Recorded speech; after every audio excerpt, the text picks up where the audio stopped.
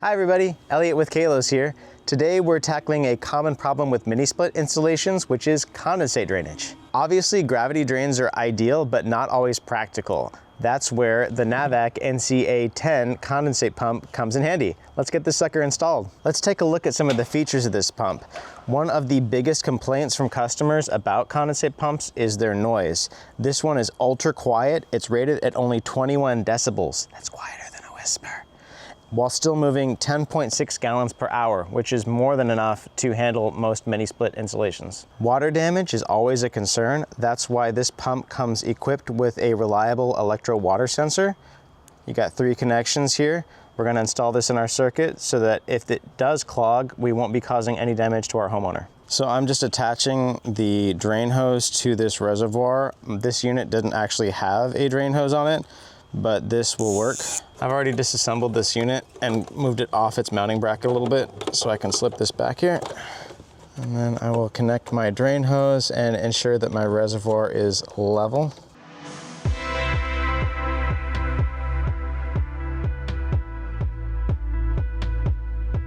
You're not gonna be able to see this, but I'm putting Velcro on the bottom of the reservoir and then putting the other matching pad on the bottom panel of the mini split so it'll stay secured. I'm gonna attach vent tubing.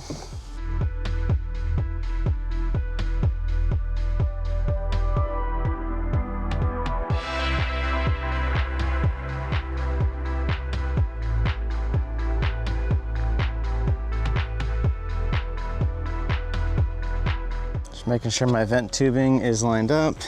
Then I got my tubes and wires going here. I've installed a piece of line hide so I have a place to rest the actual pump. Keyed plug to communicate between the reservoir and the pump. I'm gonna rest this in here, nice and level.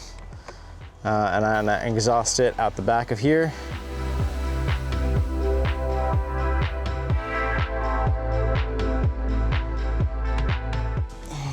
Got Velcro for the pump body. Ta-da! All right, that's gonna be my outlet, which would normally attach to some sort of pipe run through the attic, but in this case, it's just gonna run off to the side here. I've got my connection to my reservoir. If I was smart, I would have kept the cute little Velcro. And then here is my wiring.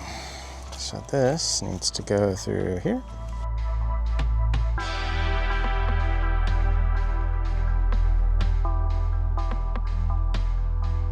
Then I've got 2 lines, and I've got purple is normally open, so I won't be using normally open.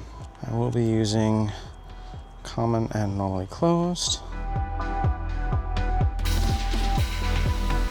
I'm wiring in the safety switch. If you read the manual, it has just instructions on how to do this. I'm breaking a leg of power, and then the other leg, the other side of the safety switch is going to L1 on my mini split.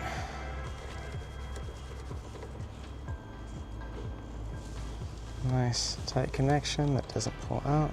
All right, I'm attaching this second line together with S2. Cool, let's neaten this up.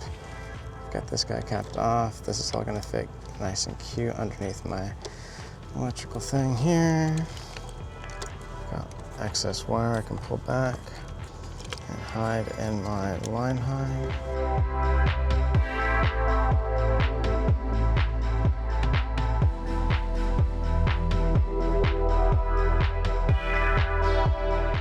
And then we will pretty up our line hide.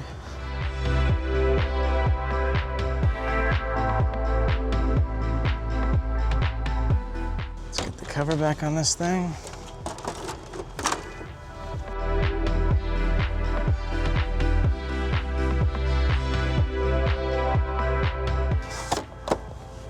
Nice and flush to the unit, hides everything. Little line hide cover. I've cut this a little bit long. Usually when you're doing this sort of application with a pump, you're gonna have your copper going into the attic, so you can cut this as long or as short as you need to make it look nice. I could have organized the wires a little bit better to make room for the copper, but this line height is big enough that it would have fit. Let's turn it on and see if it works.